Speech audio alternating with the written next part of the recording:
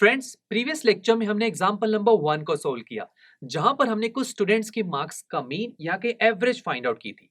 But यहां पर mean निकालने के लिए हमें कितनी सारी कैलकुलेशंस करनी पड़ रही थी, और मैं ही नहीं, मैथमेटिशियन भी इस मीन निकालने के मेथड से तंग आ चुके थे। तो मैथमेटिशियन ने एक तरीका सोचा।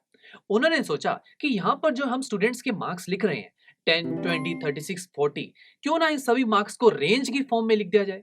जैसे कि मैं ऐसे कहूं कि 0 से लेके 20 मार्क्स कितने स्टूडेंट के थे, ऐसे 20 से लेके 40 मार्क्स कितने स्टूडेंट के थे, सिमिलरली 40 टू 60, 60 टू 80, 80 टू 100। यहां पर मैंने क्या किया, सभी की मार्क्स की रेंज बना दी। ऐसा करते ही देखिए हमारे टेबल का साइज भी कम हो गया। अब टेबल का साइज कम होगा तो ऑटोमेटिकली वहां कैलकुलेशंस भी कम ही करनी पड़ेंगी। अब आगे देखते हैं। यहां पर जो मैंने रेंज बनाई है, इन रेंज में जो पहला नंबर होता है, जैसे कि आप देख रहे हैं 0, 20, 40, 60, 80, ये सभी नंबर्स को हम बोलते हैं लोअर लिमिट। और इन सभी रेंज में जो दूसरा नंबर होता है, इसे हम बोलते हैं अपर लिमिट। और दोस्तों, इस पूरी रेंज को हम स्टैटिस्टिक्स की लैंग्वेज में बोलते हैं क्लास इंटरवल। और अब अगर आपसे कोई पूछ ले, ये जो हमने क्लास इंटरवल्स यहाँ लिखे हैं, इसका साइज, यहाँ का क्लास साइज क्या है, तो उसे हम फाइंड आउट करते हैं अपर लिमिट में से लोअर लिमिट को माइनस करके। लेट्स से हम कोई भी इंटरवल को पिक करते हैं, 40 टू 60। अब इसमें अपर लिमिट क्या है, 60 है, लोअर लिमिट 40 है। तो 60 में से 40 माइनस करेंगे तो कितना आएगा आंसर, 20। आप कोई और इंटरवल भी लेके देखें, तब भी वहां पर आपको आंसर 20 मिलेगा। लेट्स से 80 टू 100 का इंटरवल पिक करते हैं, तो इसमें अपर लिमिट 100 है, लोअर लिमिट 80 है। तो 100 माइनस 80 कीजिए, अगेन आंसर 20 आ रहा है। तो यानी कि इस पूरे इंटरवल का साइज या के क्लास साइज कितना है, 20, और इसे हम h से डिनोट करते हैं। और ये क्लास साइज ये भी हमें बताती है कि यहाँ पर जो क्लास इंटरवल में मैंने मार्क्स की रेंज कंसीडर की थी, ये 20-20 के डिफरेंस पे कंसीडर की गई है। आप खुद देख सकते हैं, 0 टू 20, 20 टू 40, 40 टू 60। बट दोस्तों, जरूरी नहीं है कि आप भी 20 के डिफरेंस पर ही ये कंसीडर करें। आप 15 के डिफरेंस पे भी ले सकते हैं, जैसे कि 0 to 15, 15 to 30, 30 to 45 and up to so on. हाँ, बट वहां पर जो क्लास साइज है वो भी बदल जाएगा, वो 15 हो जाएगा, राइट ना। तो ये आप खुद चूज कर सकते हैं। उसके बाद दोस्तों, अब यहाँ पर मैंने जो सभी के स्टूडेंट्स के मार्क्स थे, उसे रेंज यहाँ के इंटरवल्स की फॉर्म में लिख दिया। तो यानी कि इसकी जो रिस्पेक्टिव फ्रीक्वेंसीज होंगी वो भी बदलेंगी। वो कैसे फाइंड आउट करना है, बड़ा ही सिंपल है और बहुत इंटरेस्टिंग है, मैं आपको सिखाता हूँ। सबसे पहले 0 से 20 की रेंज यहाँ के इस इंटरवल को देखते हैं। दोस्तों, इसका मतलब ये होता है कि हमें यहाँ पर 0 से 20 के इंटरवल में उन स्टूडेंट्स को देखना है जिनके मार्क्स 0 हो, 0 से ज्यादा हो, 20 से कम हो, बट जिसके मार्क्स 20 होंगे उसको कंसीडर नहीं करेंगे, वो नेक्स्ट इंटरवल में कंसीडर किया जाएगा। एक बार ट्राई करते हैं, आपको और क्लियर होगा।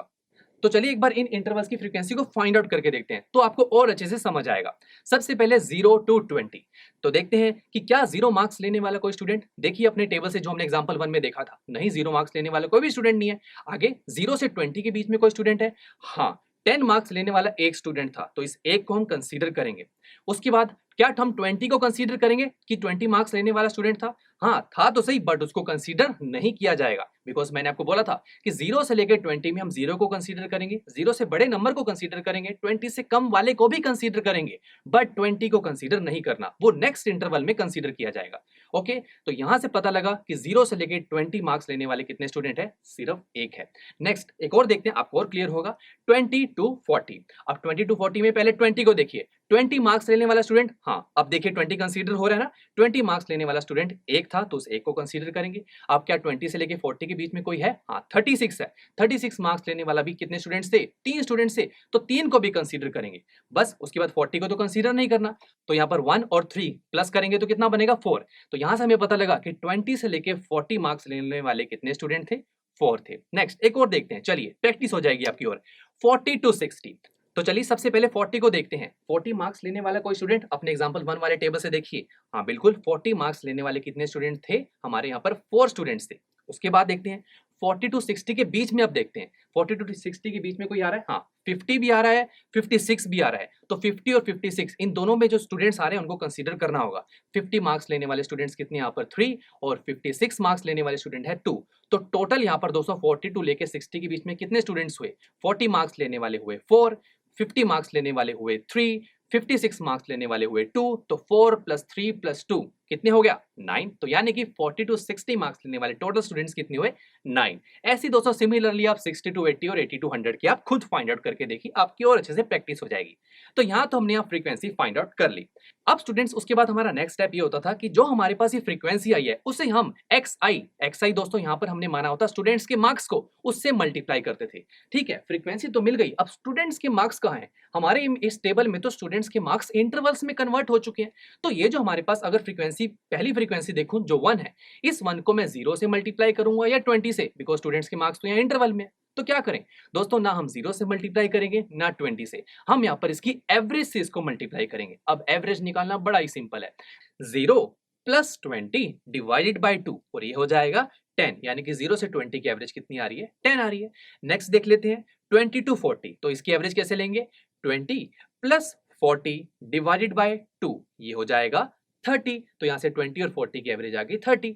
ऐसे सिमिलरली आप 40 टू 60, 60 टू 80 और 80 टू 100 इन सभी इंटरवल्स की एवरेज ले लेंगे। दोस्तों यहाँ पर जो हमने सभी की एवरेज निकाली है इसे हम बोलते हैं क्लास मार्क, और जिसे हम नाम देते हैं xi। तो देखा यहाँ पर हमें xi अब मिल चुका है। अब फाइनली हम क्या करते हैं, fi को xi से मल्टीप्लाई कर देते हैं, और मल्टीप्लाई करना तो बहुत ही आसान है। यहाँ पर देखिए 1 को मल्टीप्लाई करेंगे 10 से तो मिलेगा 10, ऐसी 4 multiply 30 120, 9 multiply 50 450 and up to so on. आगे आप खुद कर सकते हैं, बहुत ही सिंपल है मल्टीप्लिकेशन।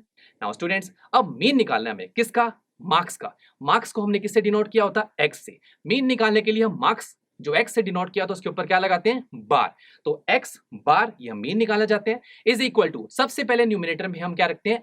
fi का सम। fi में जो नंबर्स आ रहे हैं उसका सम, और सम हम सिग्मा की हेल्प से करते हैं, ये हमने सीखा था ना।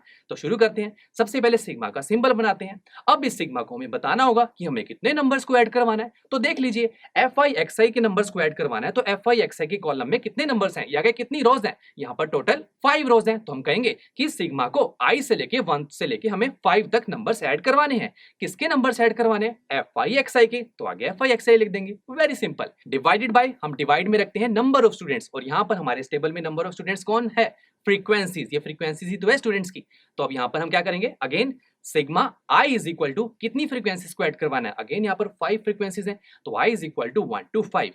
किसको ऐड करवाना है? फ्रीक्वेंसी को, तो आगे लिख देंगे fi। That's it. तो शुरू करते हैं। सबसे पहले न्यूमिनेटर में क्या लिखा है पूरा पढ़िए, sigma i is equal to 1 to 5 fi, यानी कि fi की कॉलम में जो पहले 5 नंबर है उनको ऐड कर दीजिए। तो आप ये रफ में ऐड कर लीजिएगा, तो आपके पास fi के जो सभी नंबर्स हैं उनका सम आपके पास आएगा 1840। और उसके बाद डिनोमिनेटर में क्या है?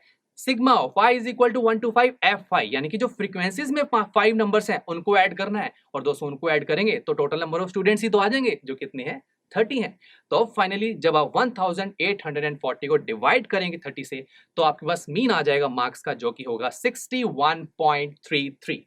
तो दोस्तों यहाँ से हमने मीन या कहीं एवरेज निकाल लिया सभी स्टूडेंट्स के मार्क्स का। और जो मेथड हमने यहाँ पर मीन निकालने के लिए यूज किया, इस मेथड का नाम मैथमेटिशियन ने रखा डायरेक्ट मेथड। तो अब चलिए ये भी देख लेते हैं कि जो हमने डायरेक्ट मेथड यहाँ पर यूज किया इसकी एडवांटेज क्या क्या थी। तो स्टूडेंट्स सबसे पहले टेबल को ही देख लीजिए, इसका साइज देखिए कितना छोटा हो गया है पहले वाले टेबल से। हमारे इस डायरेक्ट मेथड के टेबल में हमने सिर्फ 5 रोज में ही अपनी कैलकुलेशन कंप्लीट की थी। बट अगर आप एग्जांपल 1 वाला टेबल देखें, जहां पर हमने प्रीवियस लेक्चर में एग्जांपल 1 की हेल्प से मीन फाइंड आउट किया था, यहाँ पर 13 रोज है, इन 13 रोज में हमने कैलकुलेशन की थी, तब जाके हमें मीन मिला था। तो यानी कि यहाँ पर टेबल का साइज श्रिंक हुआ, साइज श्रिंक होगा तो उसमें कैलकुलेशंस कम होगी, और कैलकुलेशंस कम हुई तो हमारा टाइम भी सेव होगा। नाउ स्टूडेंट्स, अब यहाँ पर डायरेक्ट मेथड की एक छोटी सी डिसएडवांटेज भी है, और वो क्या है दोस्तों? देखिए, हमने जब एग्जांपल 1 से अपने इस बड़े वाले टेबल को सॉल्व किया था, तो यहाँ पर जो हमारे पास मीन आ रहा था स्टूडेंट्स के मार्क्स का, वो आ रहा था 59.3, और जब हमने डायरेक्ट मेथड से देखिए एवरेज या कहीं मीन फाइंड आउट किया स्टूडेंट्स के मार्क्स का, वो आ रहा है 61.33, यानी कि यहाँ पर जो मीन है वो वैल्यूज अलग अलग आ रही है। तो अब कौन सी वैल्यू करेक्ट है? तो दोस्तों यहाँ पर जो हमने एग्जांपल 1 से वैल्यू फाइंड आउट की थी मीन की, जो की थी 59.3, ये दोस्तों एग्जैक्ट वैल्यू थी। क्यों? बिकॉज यहाँ पर जो xi जो कि स्टूडेंट्स के मार्क्स थे ये बिल्कुल एग्जैक्ट थे, 10 20 36 40 50, दैट्स इट। बट यहाँ पर डायरेक्ट मेथड में जो हमने xi कंसीडर किया, ये क्या थे? क्लास इंटरवल की एवरेज थी। यहाँ हमने एवरेज को ही xi मान लिया था। दैट्स वाई यहाँ पर जो आंसर है वो एग्जैक्ट वैल्यू से थोड़ा सा आगे पीछे हो सकता है, बट कोई प्रॉब्लम नहीं है। हमें हमारा सबसे पहले टाइम सेव करने हैं और कैलकुलेशन को आसान बनाना है, बिकॉज आंसर्स ज्यादा डिफर तो नहीं कर रहे। अप्रोक्सीमेटली ये 61.3 और 61.33 इक्वल ही है, तो कोई प्रॉब्लम नहीं है हमें, बिकॉज आगे आने वाले क्वेश्चंस में डाटा बहुत बड़ा हो जाता है, इसलिए हम हमारे डायरेक्ट मेथड को ही यूज करना प्रेफर करेंगे। बट दोस्तों, मैथमेटिशियन ने हमारे लिए और मेहनत की और एक और मेथड बना दिया जो था अज्यूम्ड मीन मेथड, जिसकी हेल्प से हमारी कैलकुलेशंस और सिंपल होगी। इसे हम नेक्स्ट लेक्चर में स्टडी करेंगे। तो students, see you in the next lecture. I am sure students, आपको ये लेक्चर काफी पसंद आया होगा और ऐसे ही मजेदार तरीके से अपने हर एक कॉन्सेप्ट क्लियर करने के लिए डाउनलोड कीजिए पीयू स्टैक ऐप को, जहां पर आपके पास और भी बहुत सारे ऑप्शंस होंगे, जैसे कि back exercise solutions, tip videos, sample papers and much more. So what are you waiting for? Download the app now.